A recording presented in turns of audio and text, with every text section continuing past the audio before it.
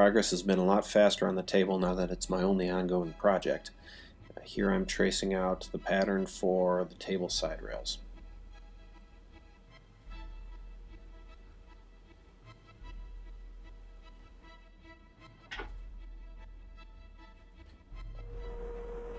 I'll rough cut this out at the bandsaw.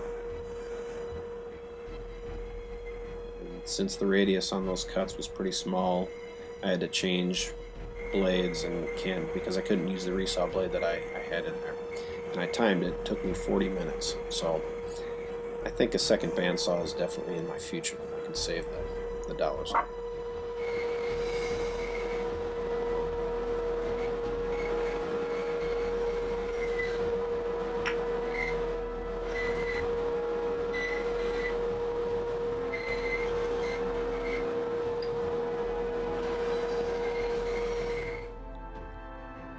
I use that same pattern with my Big Daddy router bit from Beme to do the final shaping on these rails. The bit works very well, but I did have some burning.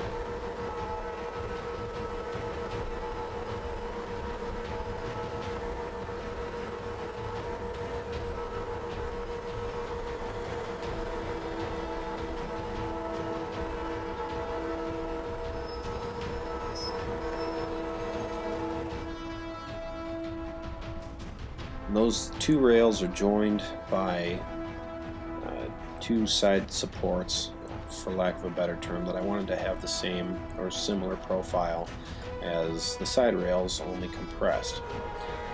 So first I cut out the section that would work best for the grain and got rid of some sapwood.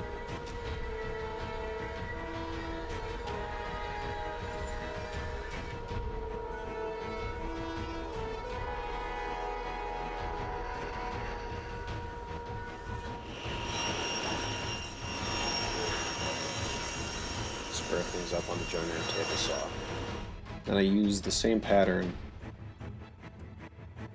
as I did for the side rails to start the curve on the inside of these.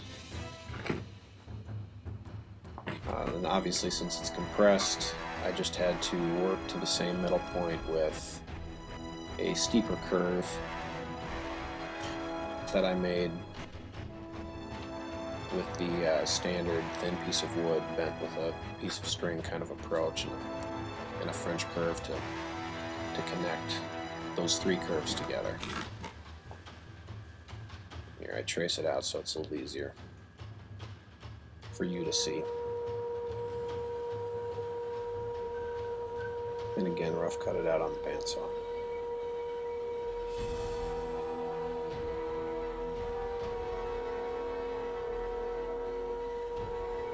Since I don't have a pattern for this, I'll fine-tune that curve with a spoke shave.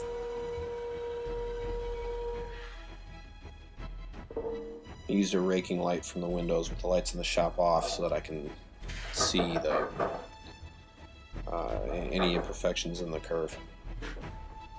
The shadows and cast makes it a lot easier to see.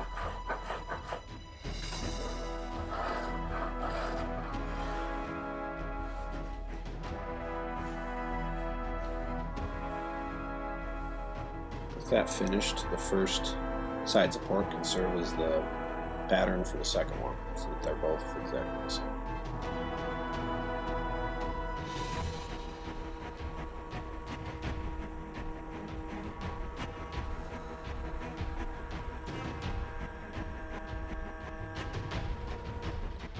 With those finished, I clean up, clear the bench, and get ready to join those four pieces together.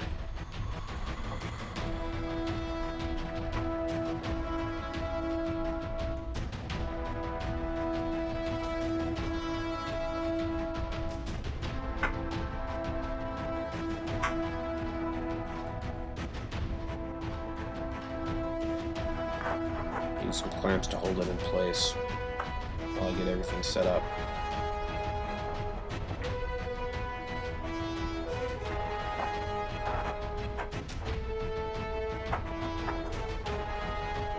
These are joined by screws, and I'm laying out the holes that I'm drill pilot holes for.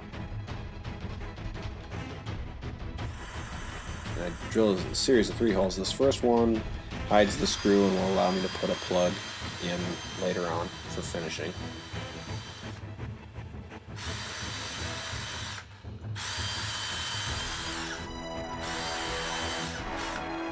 The second is large enough so that the threads on the screw can pass without resistance, and I just go through the side support. This next one goes all the way the length of the screw and allows the threads of the screw to grip without splitting the wood. And I use glue. I know it's end grain, it's close porous wood. I figure it'll give me something, and it's better than nothing, so might as well use a bit of glue.